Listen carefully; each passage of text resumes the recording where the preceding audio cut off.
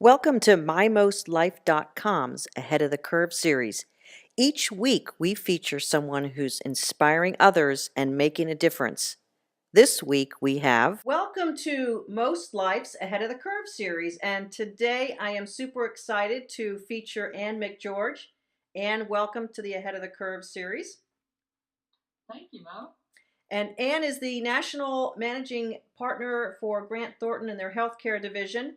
And Ann and I met several months ago at a Women Leaders in Healthcare conference. And I'm just tickled that you're here with us on our Ahead of the Curve series. Ann, you've been named Woman Extraordinaire by Business Leader magazine and one of Charlotte's most influential women. And having gotten to know you over the past couple of months, I would say I agree. So I hope you'll today give us a little peppering of some of your knowledge. We're going to talk about organizations and how we leverage organizations both inside and outside of the organization which we work. And I know we've had some good conversations about that. Before we get into that, though, why don't you tell us a little bit about your responsibilities and your position at Grant Thornton? Well, sure, Mo. As the national managing partner for Grant Thornton's healthcare practice, I oversee all of we are a large CPA and professional services firm, and I oversee our services to all of our healthcare clients. Our healthcare clients are primarily large hospitals, health systems, managed care organizations, large physician practices, primarily.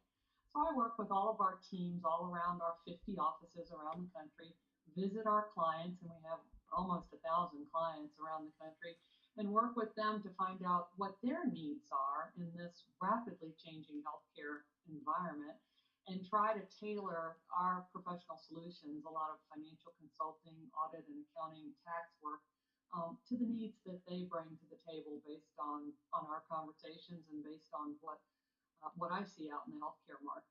So that's primarily my role. It sounds like a very technical, you need to have a lot of knowledge to provide those types of services, I would imagine.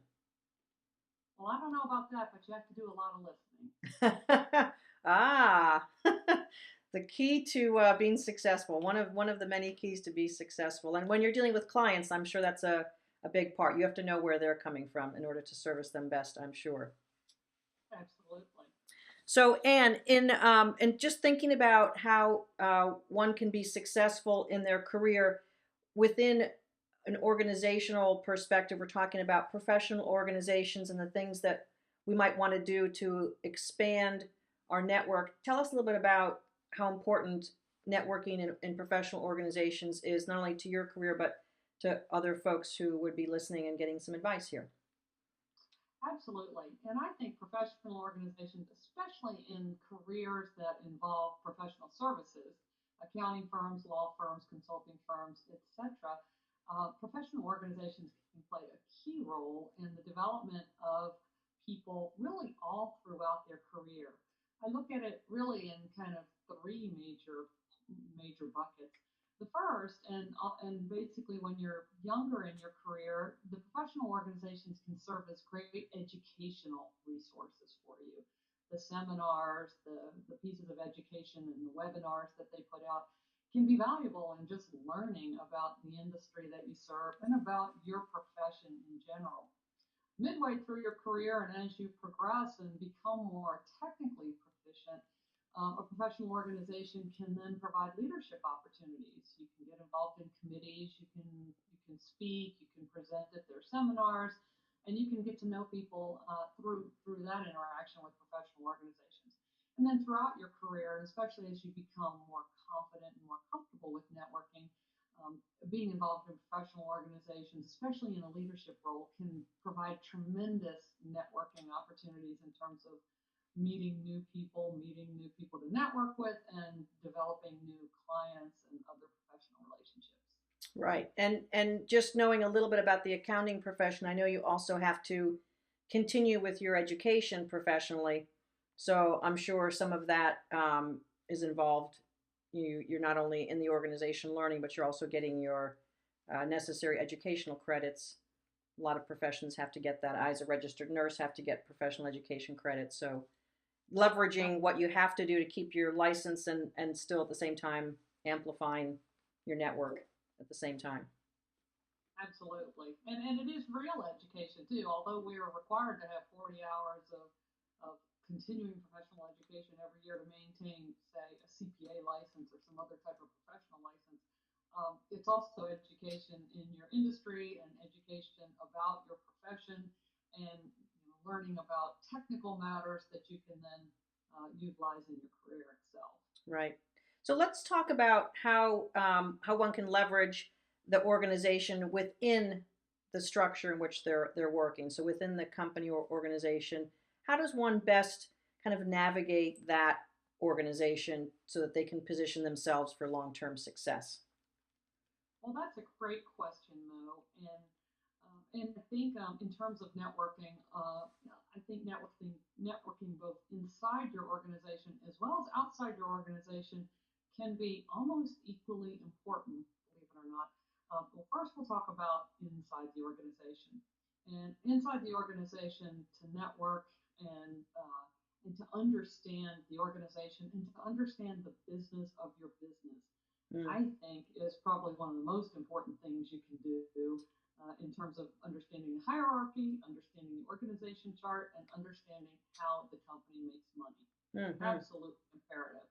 I usually tell the younger people there are a couple of things that I think are important within your organization to do early on and throughout your career. The first is to find a mentor, and that sounds a little cliche, but it doesn't have to be a real formal relationship, but somebody who is higher up in the organizational chart than you are, and that can be an advocate for you, especially as you need advice with regard to career development. So don't be shy in reaching out to people. Everyone's got to eat lunch, everyone's got to eat breakfast, and almost everyone drinks coffee. So you've got a lot of opportunities to get together with people, and a lot of people drink wine too. So a lot of opportunities to just grab someone and chat with them about the organization and develop a professional relationship with them such that they can be an advocate for you. And it happens a lot of times, maybe two people are up for a promotion and it could mean the difference in you getting a promotion versus the other person who's maybe not quite as well connected within the organization. I also add and tell people know your boss and know your boss's boss. mm, And know them in more than just a perfunctory sense. Know their family, or at least know about their family, and frequently interact with them and ask them what you can do to help them. With regard to developing relationships, even outside the organization, I always think that if you can do something to help the other person, it's the best way to really solidify a relationship. And then lastly, I'd say make yourself known. Try to go above and beyond. If someone asks for a volunteer to head up a committee to raise money for the United Way, for example, or be in charge of a campaign for the organization, volunteer. Make yourself known so that people know that you're willing to step up and do things that are in the mm-hmm. best interest of the organization. So just so you don't want anyone to not know who you are. You want Right. people when it comes down to a meeting where they're discussing promotions, you want people to know who you are. That's great advice. And as an executive myself, some people might be shy about seeking out a mentor or asking someone to have a cup of coffee or, hey, can we get together sometime for lunch? Most people who have succeeded are more than willing and actually eager, I think, to have someone ask them for some help or advice or just to connect with because they understand the value of that. And I think if you're on the receiving end of someone asking you if you can mentor them or if you can have lunch with them to help them understand more about the organization, most people would be very open to that and see that as a sign that that person is interested in succeeding and maybe going outside of the bounds, so to speak, to connect and to engage and to try to work on their success. So, and I'm sure that you probably feel the same way if a young associate came up to you and asked to chat or whatever. I'm sure you would be willing to do Oh, that. It's oh, absolutely. In fact, I think more senior people like us are impressed when yes, people come into our office and either ask for advice or just say, I want to introduce myself to you. I'm right, new to the firm. I'm new to the office. You want to grab a cup of coffee? I love that. I think other people love it as well. So don't be shy. I think that's the way to get to know the leaders of the firm and to make yourself known. Yes, I would agree. That's terrific advice. And there are certain people who feel more comfortable with that type of approach or just extending themselves. So someone who might be a little bit more extroverted, people might find that to be more natural. If you're an introverted person, you might be more shy or more reluctant to go out and extend yourself. Can you share a story of someone who kind of stood out to you as someone who was really good at that networking, kind of getting out there and connecting the dots a little bit?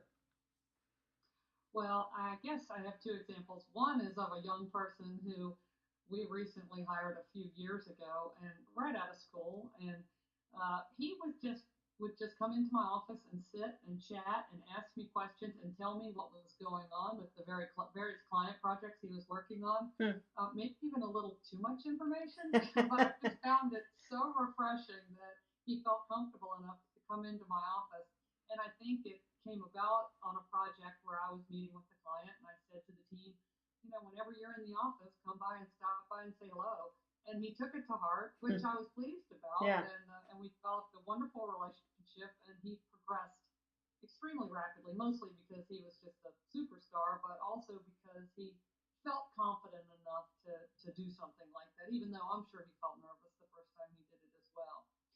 But in terms of your question about somebody who is just outstanding at networking, I think about a boss's boss that I had early in my career. And this particular person, and it was a male, it seemed that every time we went out to meet with a client, he just was like best friends with the client. And I just thought, how in the world did he develop all these really deep relationships with clients?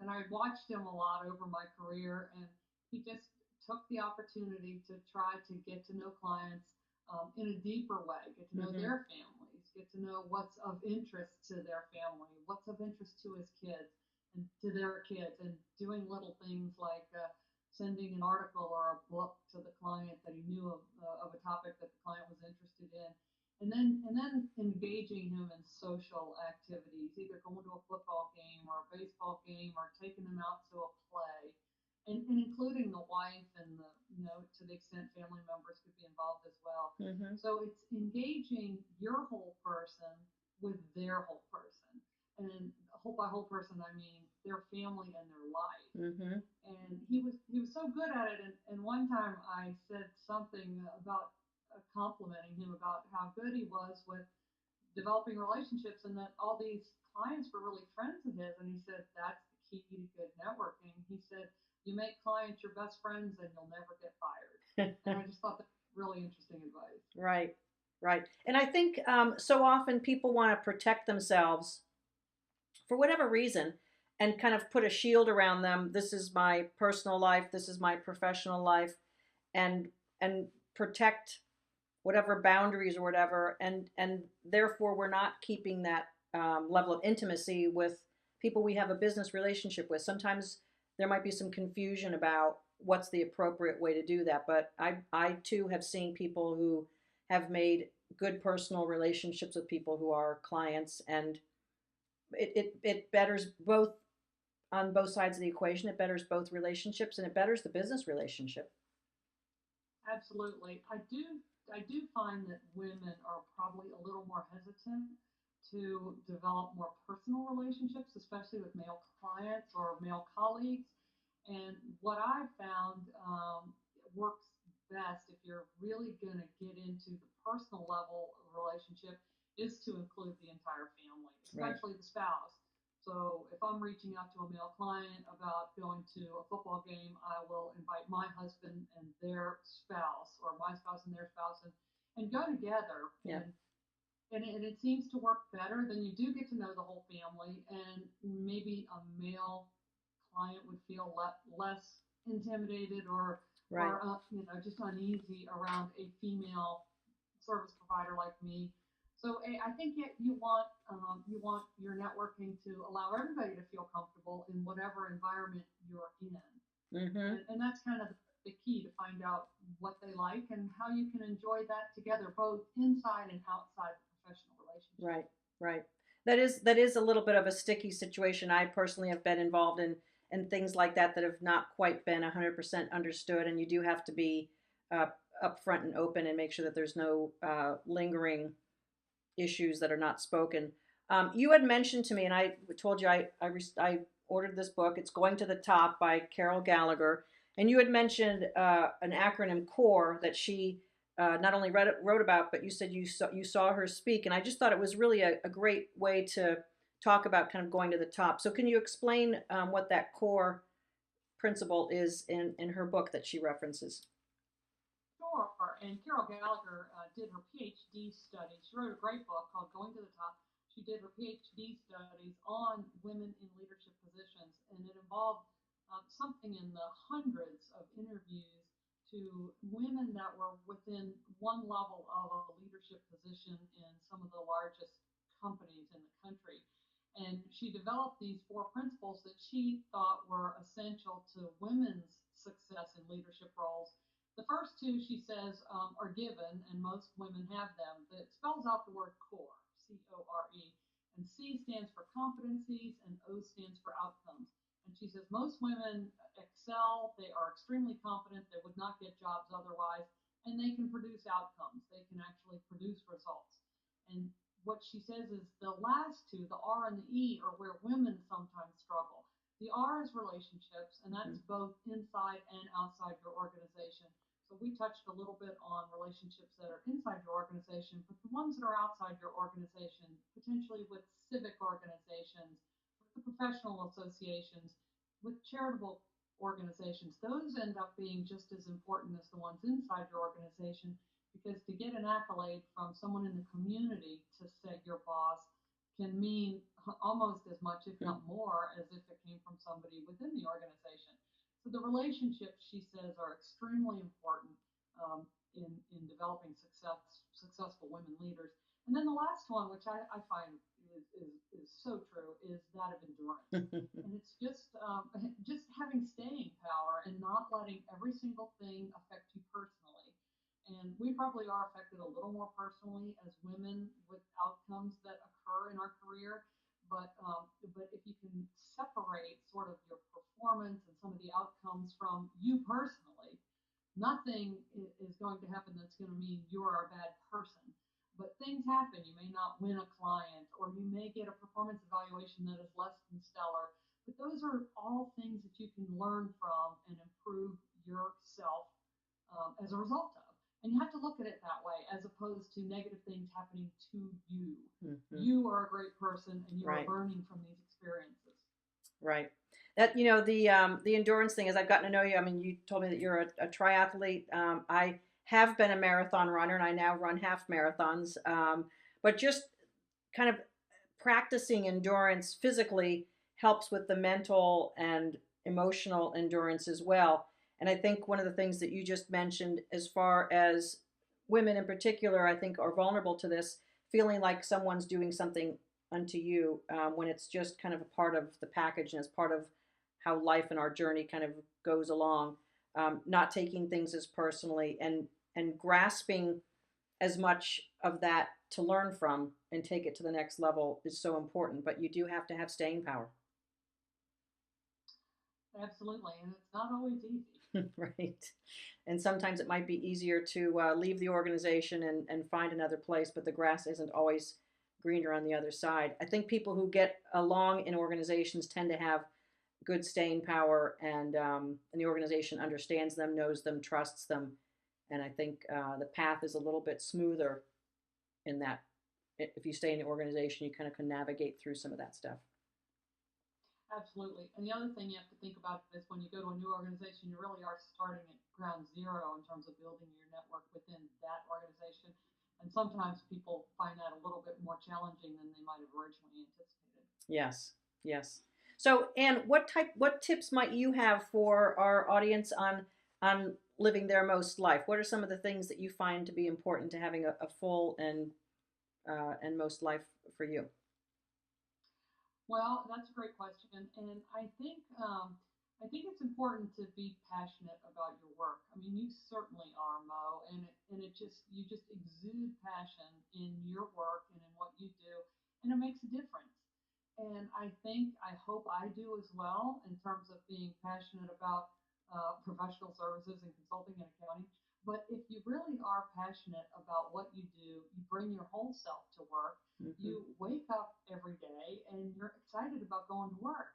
And I think that's so important. And that doesn't mean every single day is going to be the best day in your life. But if you have more good days and you really enjoy what you do, especially if you enjoy the colleagues you work with, Mm-hmm. I think that is the primary factor in terms of your excelling in your career because you're passionate about it. Mm-hmm. So I think if you're not, it might be time to maybe think through what you are doing and maybe find something that you are indeed passionate about.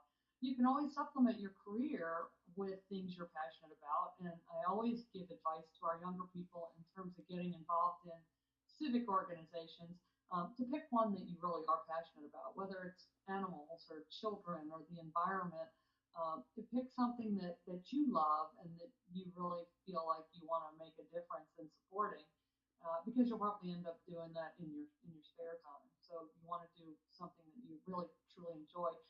And I think most people feel like they want to make a difference, Yeah. especially when you get to the mid level of your career and certainly in the more senior level career.